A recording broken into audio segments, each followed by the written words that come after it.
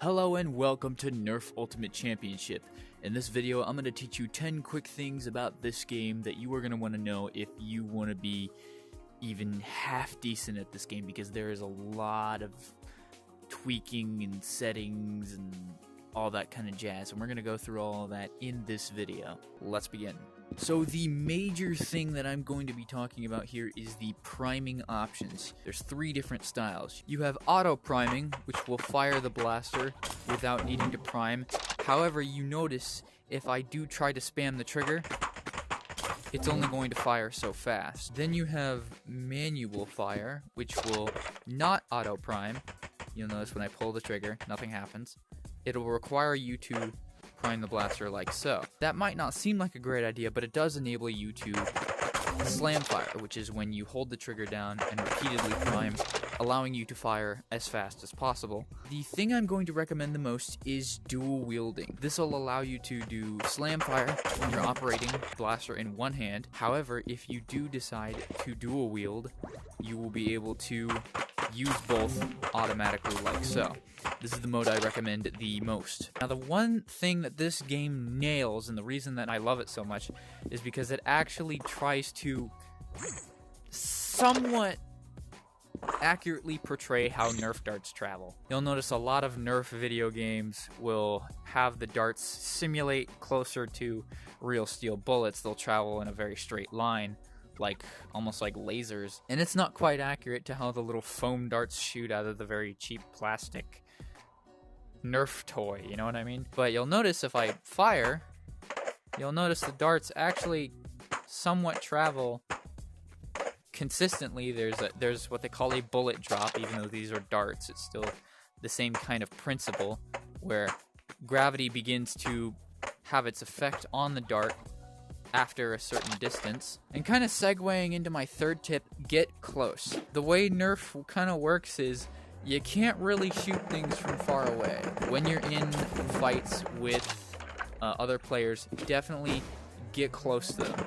Getting close to them is going to allow you to eliminate them much more consistently.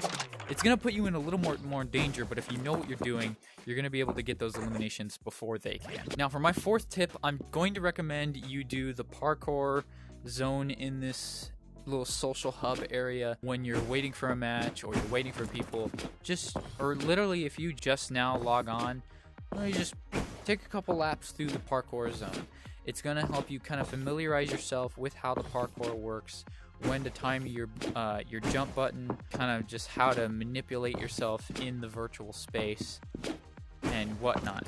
Now, these next few tips are going to be mostly to do with your settings. So to access the settings, you're going to want to press the menu button on your left hand. That's going to pull this up. Then you're going to go to the settings tab.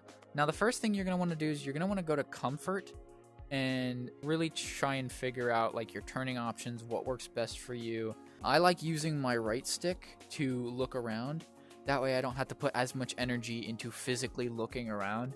That's going to help me conserve energy, especially if I need to slam fire and move my hands a lot. It's also going to prevent me from running into a lot of things, especially if I am in a very enclosed space or messy space or whatever you have it. Because let's face it, not everybody's going to have 50 feet of space to kind of move around in. For my sixth tip, head over into audio. See this ambience slider? There's different sliders for different things, but I'm going to have you turn ambience way down, to right about here. It's not as big of a deal as I make it sound, but there's one particular map for this game that has a really loud machine thing that moves around and constantly makes noise. It's going to get annoying after a while, so I definitely recommend turning this way down. For my seventh tip, you're definitely going to head into gameplay, scroll all the way down, and turn on show ping and HUD. And what that's going to do is that's going to put the little MS number on your heads-up display, and you're going to be able to see that. It's not as big of a deal, but if you start visibly noticing that you're lagging, you can look over and go, oh, I'm at 200 ms, I'm definitely lagging. Now, the other important thing to know is, of course, blaster times. Each spawner for each of the blasters has a different timer. You'll notice the pistol spawners are almost always active. They take the shortest amount of time to regen. The second level blasters, or this is actually third level, so the base spawner here takes a little bit longer, and spawners out in the actual maps themselves, those will take a little bit longer. The blasters that take the longest are the ones that are going to spawn in the special section up there, which there's always going to be only one, and it's always going to spawn in the same spot, and it's always going to take the longest time to, of course, spawn. Now, for my 9th tip, I'm going to talk about play times and when is the best time to play Nerf Ultimate Championship. Since a lot of the people in this game are young kids or other people who are otherwise still attending school, this game is going to be very dead at times when 90% of the demographic are away from their headset. They're going to school or doing whatever. I definitely recommend trying to play this game in the afternoons to late evenings. Try to play around the demographic because this game is still very small.